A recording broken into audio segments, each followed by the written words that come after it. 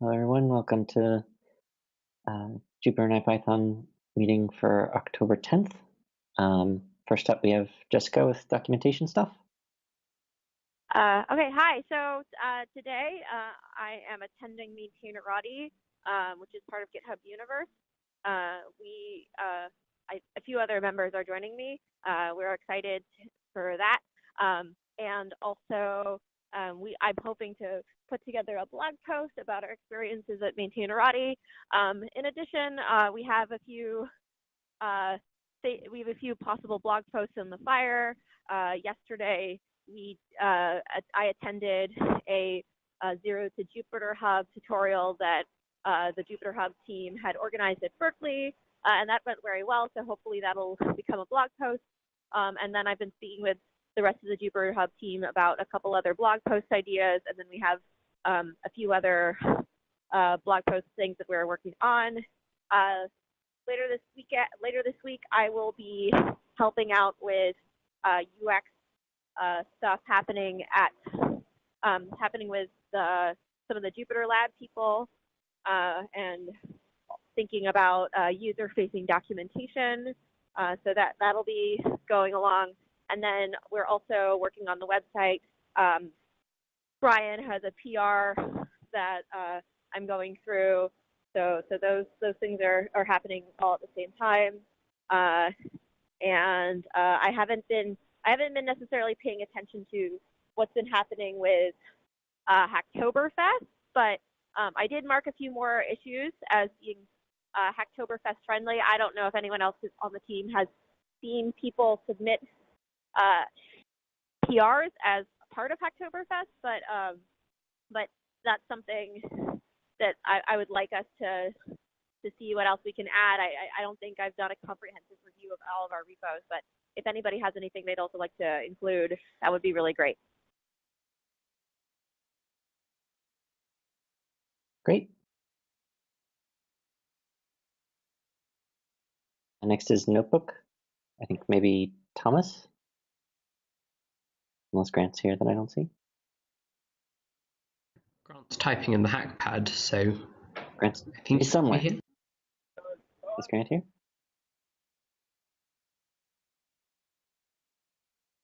Well, in the absence of Grant, Grant has put Notebook 5.2 release candidate 1 on PyPI. There were a couple of little bugs that came up with 5.1, so the plan is to do 5.2, I think, in the next few days.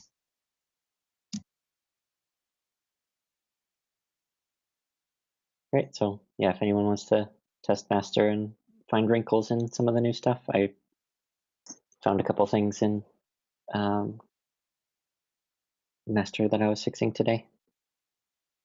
And some various weird things, and opened a few PRs, but it's looking pretty good. Jupyter Lab? Darian, Right. We're hoping to release version 28 this week. And the major changes, API changes, are the way we handle both the settings files, the schema, JSON schemas, and the theme files. So I linked to the issue that's preparing for the release, where we had the change notes there.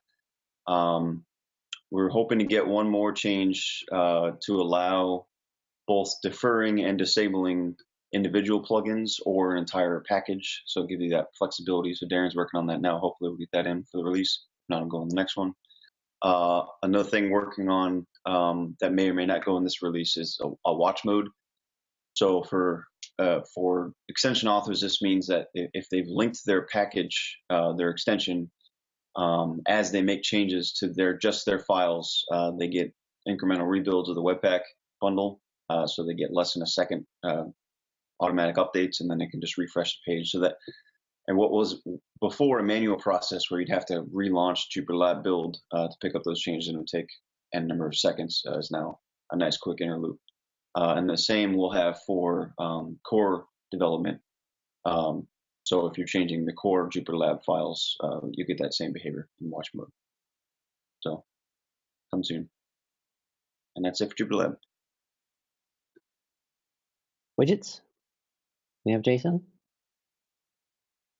He said he couldn't be there today. Anybody have anything to say about widgets?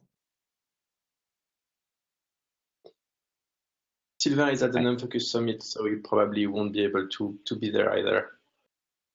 So might just skip.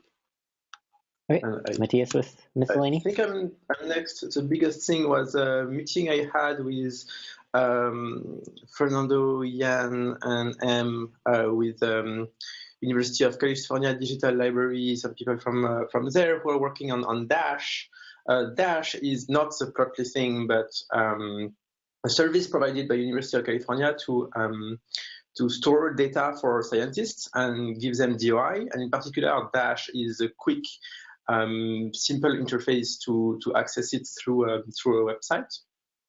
So no fancy cross-referencing, anything like that. Basically, a simple interface where you can say, here is my data, up to 10 gigabytes if you upload it, or 100 gigabytes if it's already on a remote server. And they're focusing on basically trying to, they were wondering how they could integrate with Jupyter. And so we had a meeting to explain to them what Jupyter is and what they wanted to do. They're basically starting to write a REST API to upload and get this data. And we discussed with them how they could, for example, integrate with Jupyter Lab to simplify the workflow for researchers who want to upload datasets, for example. And so one of the things we discussed was, if you're in a Jupyter Lab, if you're already logged in via your university and you're using OAuth, then you'll be automatically authenticated to Dash. And one thing that would be possible is, for example, to have a plugin for Jupyter Lab where when you have a number of data file, you could select them, right-click and say upload to Dash, and it will pop up windows where they would enter this information, get a DOI, and automatically push that for them to make them way easier to upload data and have it archived and displayed and available for everyone. And we were also discussing and wondering how we could have the opposite, which means if someone is authenticated to Dash, how we could try to have an easy way to get data from Dash. So that was a first meeting, because they're developing the REST API for that, and we'll see if we can meet again at some point in the future. But it was an interesting meeting, and they had an interesting question about Jupyter Lab. Otherwise, Thomas Caswell from Matplotlib was in Berkeley last week, so we had some discussion, and in particular the Matplotlib folks are using more and more our backport bot. And so I made a couple of changes. Instead of hard-coding the behavior of when you merge a PR, what the bot is doing, now what you can do is, if you access the milestone on GitHub, each milestone has a description. And now in a description, you can ask the bot what to do when the pull request is merged. You can ask it to do several things, which means that now, for example, you can say, hey, when I have something tagged, I don't know, 7.3, when the PR tag 7.3 is merged, the bot can backport on several branch, put a message on the pull request, and that's configurable on a per milestone basis. Which means that now, if you enable the bot on any repository, you can have your custom behavior. And for now, I'm starting to see that we're reaching the limit of Heroku free accounts. I've optimized things a bit, so it's we still have some margin. But if we hit more computing cycle, I might request if we can move the bot to a paying account, paid by the Jupyter. And that's about it for me this week.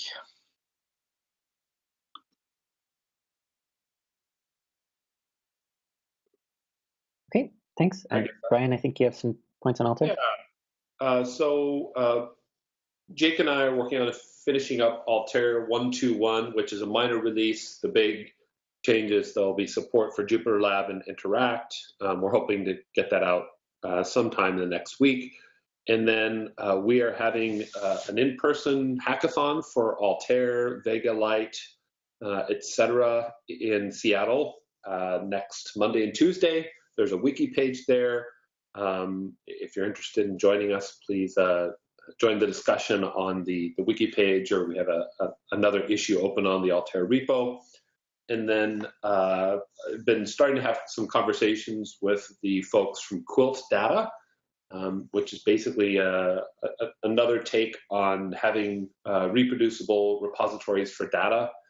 And they're very interested in sort of addressing the leak in reproducibility that many notebooks have, in that they rely on external data that's sitting somewhere that may or may not come along with the notebook.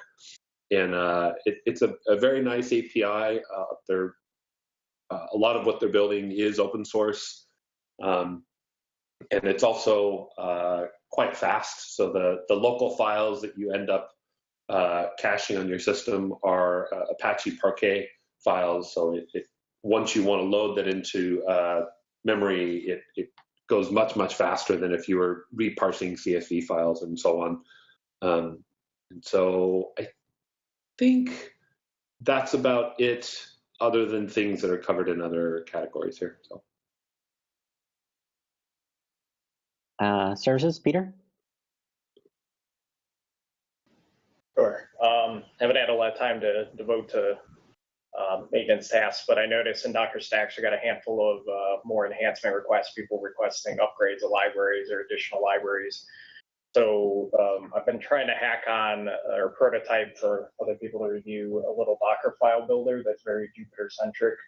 The hope here is that we can give people a little static web app that could just be hosted right out of GitHub pages. They can pick what libraries they want, and we give them a reasonably, in our definition, a good Docker file to build themselves or put in their repo or use with Binder in the future potentially, and so on. The idea here is we can go back to having just core images in Docker Stacks instead of these ever-growing kitchen sink images, which we all kind of knew we were going to get to at some point. So that's sort of how I've been spending my time. I don't know if Kyle's here. The other thing I want to mention was about the incubator. There is an incubator proposal about the enterprise gateway from some folks at the Spark Technology Center. So I just encourage the community and everyone on the call to give it a look, provide feedback. Great. Thanks. I just want to thank Peter again for the XKCD tutorial in Jupyter Lab. I've already had a couple folks say it's been very helpful. Thank you. Yeah, I second that. I read through it the other day. It's really good. You did a great job on that. Cool. I had fun writing it. I'm glad I found a fun topic too. All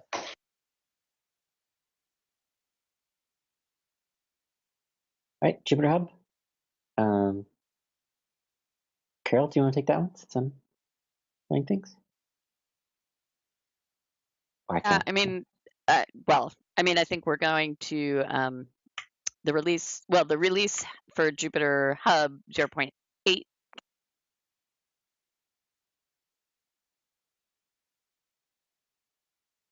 You got muted again. Sorry. The seems fairly stable after all the release candidates and betas, so things are looking good there. Ongoing work with Binder, and pseudo-spawner, we're gonna do a release this week. And other than that, I was at Grace Hopper all last week, which was fantastic. And anecdotally, a lot of interest in notebooks. At the one-day hackathon for humanity, of which Jupyter was one of the 8 projects, we had great turnout there, both with students and mentors. Microsoft, a bunch of my friends showed up who work in evangelism at Microsoft, and they did great support as well. So that was really nice to have them there. And Jamie did a great job organizing all the logistics, and also probably at least half of the 8 projects were using notebooks within their projects themselves. So that was kind of cool to see and a little bit unexpected. So that was great. And other than that, I don't know. Do you have anything else, Min? Just in addition to pseudo-spawner, there have been 1 or 2 wrinkles in the update to Authenticator with CI logon and Globus. Right. Adding support for the new auth state has added a couple wrinkles that are being ironed out over the next week or two. Brian asked a question about how to, I can address that on here. Brian asked a question about how to trigger rebuild when a package is updated. One of the differences on Binder, one of the differences with the new Binder is that build, unlike the old Binder, there is no separate like build and launch. So you don't have maintainers requesting, hey, can you build this image again? And then users launching that image. The only thing you do with Binder is say, here's a repository with at a particular version, build it if it hasn't been built, and then launch it. And that means that there is specifically not a please rebuild this action, which means that if you have loosely defined dependencies, there isn't a mechanism to say, my dependencies have been updated, please rebuild to get the latest version. And the idea behind that is that if you need a new version of a dependency, that should mean that you should say that you need a new version of that dependency in your environment specification for the binder. So if you want to say, sorry, go ahead. Does committing new commits rebuild though? So if you are handing out links to, say, master, yep. Anytime someone visits master, binder checks, is current master, like is the specific ref that is current master, this like the specific commit that is current master, has that been built? If not, build it. Okay. And so it doesn't trigger the build. But will that? So I keep pushing to master, and so it must keep rebuilding. What I'm puzzled at is the version of Jupyter Lab that keeps showing up doesn't match what's in the latest deployment that's showing up on other binders. We can investigate that. That may be a bug. And I think one of the reasons UV did that is you want at some point to build something that when you have a commit, you have the date of the commit. And you can fetch package on PyPI that only the ones that were published at before a specific date. Which means that even if new packages were to be released, a commit would still get the same version of a package. So new publication wouldn't change the state of the image. So, but the overall model is that binder will build when needed. Yeah. So if you push a commit bumping a revision, if everything is working as intended, it will, that the next time you launch master or whatever, it will rebuild. Okay, I'll let's say should. Is there an explicit Jupyter Lab in your dependencies, Brian, or are you relying on the one in the environment? I don't think. I think I'm relying on the one in the environment, but let me just double check here. Oh, the one in repo to Docker. No, I'm just. I have two binders that I'm working on right now. Uh-huh. One of them is picking up Jupyter Lab latest. The other is not. Okay. And neither of them have Jupyter Lab listed in requirements. I think if the thing to do is if you want a specific version of Jupyter Lab is to put it in requirements, and that'll, because then if for some reason that doesn't work, building will fail, and you'll. Okay, I'll open an issue just to make sure there's no sort of cache related bug there. Yeah, because if you're relying on the base version, it could be in the we might not have updated the builder. Got it. Okay, thank you. And Interact, if Kyle is here, I'm not sure he is. He is not. He is at the NumFocus Summit. Mm-hmm. Yeah. So I do. Kyle's working a bunch, or has been doing work on the VDOM Python library. A few of us also are sort of helping out. It's basically a very nice lightweight Python library for creating DOM nodes using the virtual DOM React. So that there's a lot of fun things going on there. So I thought I'd least mention it. I'll put a link in the document to it.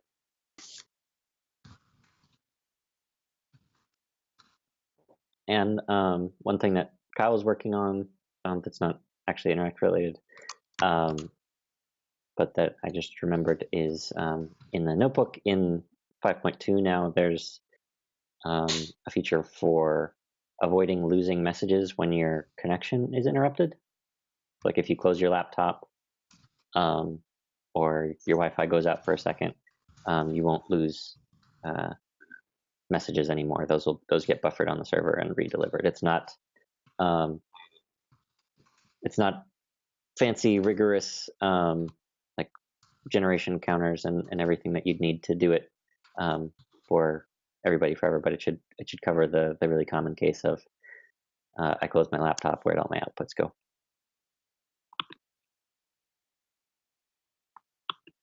Do you have anything on conferences and workshops they want to highlight?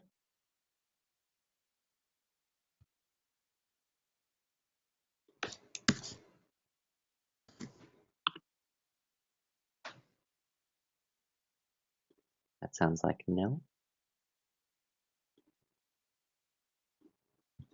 In that case, I think we're about done unless anybody has something they want to bring up that we haven't talked about.